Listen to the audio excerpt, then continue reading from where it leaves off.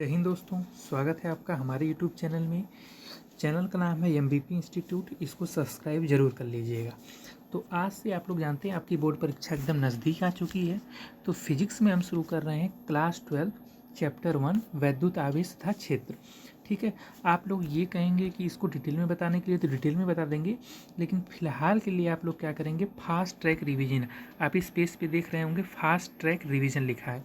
तो fast track revision का क्या मतलब है कि उन टॉपिकों को परिभाषाओं के साथ साथ हम उसके फार्मूले को अच्छे से समझते हुए चलेंगे। पहले आपको पूरा पेज दिखा देता हूँ। पूरा पेज देख सकते हैं। वैद्युत आवेश, आवेश का क्वांटीकरण, आप लेफ्ट साइड में देखिए, आवेश का संरक्षण। यहाँ पर आप नीचे कॉलम में देख सकते हैं गाउस के नियम तथा अनुप्रयोग, कूलाम का नियम, वैद्युत द्विध्रुव और सभी फार्मूले को आप दाहिनी साइड देख सकते हैं। वैद्युत क्षेत्र रेखाएं, वैद्युत क्षेत्र की तीव्रता, बल, वैद्युत द्विध्रुव, तो सारी टॉपिकों को कवर किया गया है। तो चलिए, फास्ट ट्रैक रिवीजन में ऐसी कोई भी टॉपिक नहीं है, ऐसा कोई भी फार्मूला नहीं है, ऐसी कोई परिभाषा नहीं है जो छूटी है इस पेज में। इसका निचोड़ हमने पूरे किताब से निकाला है, सीरीज से निकाला है, तब इसको हमने पूरे एक पेज में कर दिया है। ठीक है, तो चलिए देखते हैं। पहली परिभाषा है वैद्युत आवेश। वैद्युत आवेश क्या होता है? दो प्रकार के आवेश होते हैं, धनात्मक और ऋणात्मक। यसाई मात्रक कूलाम होता है। एक इलेक्ट्रॉन बराबर होता है 1.6 × 10⁻⁻19 कूलाम। तो फास्ट ट्रैक रिवीजन में यही होगा बाबू कि फास्ट ट्रैक रिवीजन में हम चीज़ों को फास्ट करेंगे। ठीक है, दूसरी टॉपिक है आवेश का क्वांटीकरण। आवेश का क्वांटीकरण क्या है? प्रत्येक आवेशित वस्तु पर आवेश एक निश्चित न्यूनतम आवेश का पूर्ण गुणांक होता है, अर्थात Q = NE, जहाँ N = 1, 2, 3।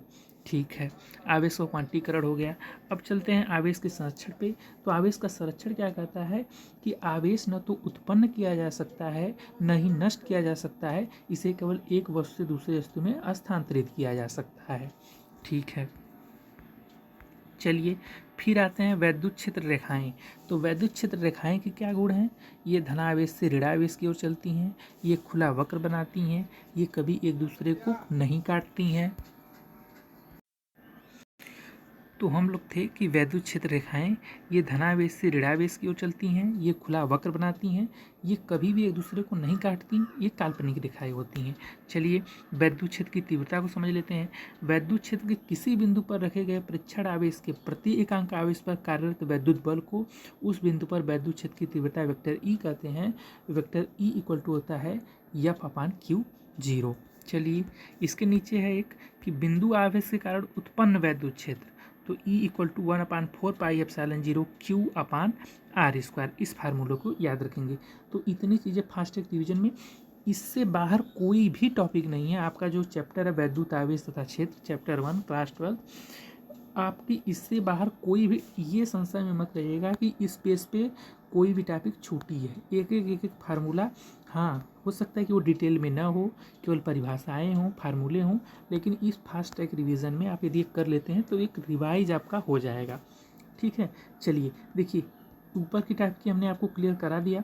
वैद्युत आवेश, वैद्युत क्षेत्र रेखाएं, आवेश का क्वांटीकरण, वैद्युत क्षेत्र की तीव्रता, आवेश का संरक्षण और बिंदु आवेश के कारण उत्पन्न वैद्युत क्षेत्र। 3 टॉपिक अब देखिए बची है, मैंने 3 कॉलम में लिखा है। एक टॉपिक सबसे इंपॉर्टेंट बीच वाला कूलाम का नियम, सबसे बाएं वाला गाउस का नियम तथा अनुप्रयोग, और तीसरा बचा है वैद्युत द्विध्रुव। चलिए पहले वैद्युत द्विध्रुव देखिए, पहले तीसरे से शुरू करेंगे, दूसरा फिर पहला। ठीक है, और इससे जाने से पहले चलिए पहले दूसरा शुरू कर लेते हैं, उसके बाद तीसरा शुरू करेंगे, उसके बाद पहला। ठीक है, चलिए कूलाम का नियम, किन्हीं दो स्थिर बिंदु आवेशों के बीच कार्यरत वैद्युत बल दोनों आवेशों के परिमाणों के अनुक्रमानुपाती तथा उनके बीच की दूरी के व्युत्क्रमानुपाती होता है। F ∝ Q1Q2/r²। F = K, एक प्रोपोर्शनल का चिन्ह हटाएंगे, K लग जाएगा, Q1Q2/r², जहाँ K = होता है 1/4πε0 9 × 10⁻⁹ प्रति कूलाम स्क्वायर।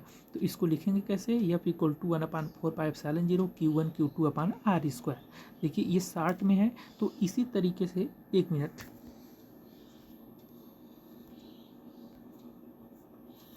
इसी तरीके से हम इस चीज़ को समझते हुए चलेंगे। F = 1/4πε0 Q1Q2/r²। ठीक है, कूलाम का नियम हो गया। अब चलिए देखते हैं वैद्युत द्विध्रुव। वैद्युत द्विध्रुव आघूर्ण क्या होता है? P equal to Q into 2L, vector P equal to Q into vector 2L। दूसरा है वैद्युत द्विध्रुव की अच्छी स्थिति में वैद्युत क्षेत्र की तीव्रता, तो अच्छी स्थिति में होती है E equal to 1/4 pi epsilon 0 2P upon R3। फिर आता है वैद्युत द्विध्रुव की निरक्षी रेखा पर वैद्युत क्षेत्र की तीव्रता E equal to 1/4 pi epsilon 0 P upon R3। किताब में पूरा है, मैं यहाँ पर केवल आपको फार्मूला रिवाइज करा रहा हूँ, ठीक है। चलिए तीसरा है एक समान वैद्युत क्षेत्र में स्थित वैद्युत द्विध्रुव पर कार्यरत बल युग्म का आघूर्ण, तो tau equal to P E sine theta सदिश रूप में vector tau equal to vector P cross E, ठीक है। अब चलिए पहले कॉलम में आते हैं, गास का नियम तथा अनुप्रयोग, ये भी बहुत इंपॉर्टेंट है।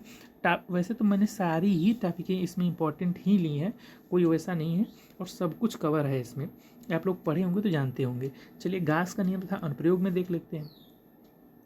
तो गास का नियम क्या होता है? किसी बंद पृष्ठ से गुजरने वाला वैद्युत फ्लक्स उस पृष्ठ द्वारा परिबद्ध कुल आवेश का 1/ε0 गुना होता है, फाई इक्वल टू Q/ε0। इसी को गास का नियम कहते हैं, बहुत इंपॉर्टेंट है, इसको याद कर लीजिएगा। चलिए इसके कुछ अनुप्रयोग हैं, नीचे आपको मैं दिया हूँ, इसका प्रूफ के साथ भी आता है, इसके प्रूफ के साथ भी वीडियो आएगी, इसको रिवाइज कर लीजिए। तो है अनंत लंबाई के लिए एक समान आवेशित चालक तार के लिए E इक्वल टू λ/2ε0r, अनंत विस्तार की समतल चादर के लिए E इक्वल टू σ/2ε0, आवेशित चालक प्लेट के लिए भी E इक्वल टू σ/ε0, गोली कोष के बाहर पृष्ठ पर अंदर, तो अंदर होता है 0 वैद्युत क्षेत्र, इसके पृष्ठ पर होता है 1/4 पाई एप्सिलॉन 0 Q/R²। यहाँ पर आप देखेंगे R², और गोली कोष के बाहर होता है r²। तो इसको फिगर के साथ भी समझेंगे, लेकिन ये आपका हो गया कम से कम 5 से 7 मिनट में इसका फुल रिवीजन। आप इस पेज को देख सकते हैं, फास्ट टैग रिवीजन के नाम से बनाया गया था। इसमें चैप्टर 1 की सारी टॉपिक के सारे फार्मूले हैं जो आपको हमने कवर करा दिया। बाकी चैनल को सब्सक्राइब कर लीजिएगा, वीडियो को लाइक कर दीजिएगा। धन्यवाद।